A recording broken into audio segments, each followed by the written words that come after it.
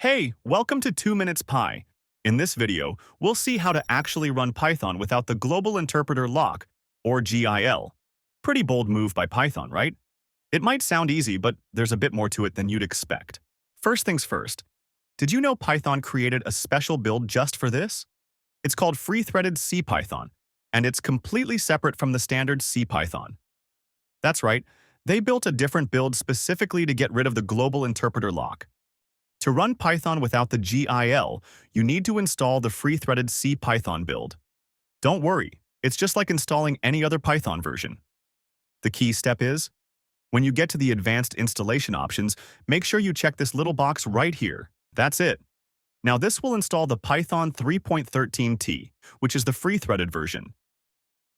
So, how do you actually disable the GIL?